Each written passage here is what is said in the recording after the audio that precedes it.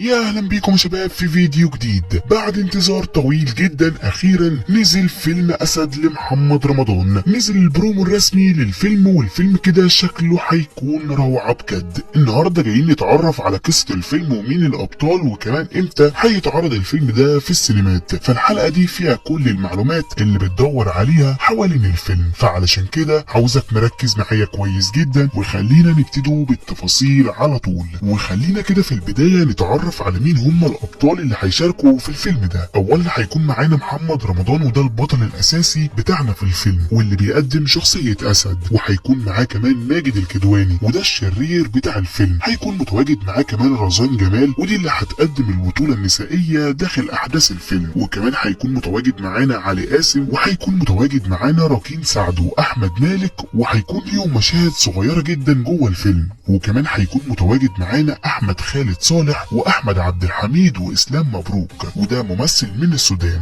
ده بجانب ضيوف شرف كتير جدا هتظهر في الفيلم ده كمفاجآت. والفيلم برضه بيضم عدد كبير جدا من الممثلين. والاول مرة تعالى بقى تسمع قصة الفيلم ده، والفيلم هتدور احداثه فين بالظبط. الفيلم بتدور احداثه في زمن قديم جدا، تحديدا يعني كده في سنة 1280 من خلال عصر المماليك في مصر. والفيلم بيتكلم عن علي بن محمد الفارس، وده اللي بيقدم شخصيته محمد رمضان اللي لقب بأسد. وهو شخصية تاريخية كان قائد لثورة العبيد، ثورة الزنج ضد الجيش العباسي. وبتستعرض القصة الملحمة القوية اللي حصلت في الثورة دي اللي استمرت لسنوات طويلة جدا، حوالي كده 14 سنة بالكامل كانت الثورة دي شغالة. والفيلم بيتناول كمان قضايا إنسانية واجتماعية عميقة جدا، ودي كانت بالنسبة لقصة الفيلم. القصة دي هي الأصلية ودي اللي احنا هنشوفها في أحداث الفيلم. الفيلم ده من تأليف محمد دياب وشيرين دياب وخالد دياب، وهيكون من إخراج محمد دياب. دلوقتي جه دور موعد عرض الفيلم. امتى بالظبط الفيلم ده هيتعرض؟ خلينا اقول لكم ان الفيلم ده قبل ما هيتعرض للجمهور فهو هياخد جولة كبيرة جدا في عدد من المهرجانات السينمائية الكبرى، زي مهرجان برلين السينمائي ومهرجان كان السينمائي، وده هيكون في سنة 2026. وهو ده اصلا الهدف الاساسي من الفيلم، مش متارجت للسينمات وللايرادات. الفيلم ده متارجت ان هو يجيب جوائز لبطل الفيلم وكمان صناعه. وبعد ما صناع الفيلم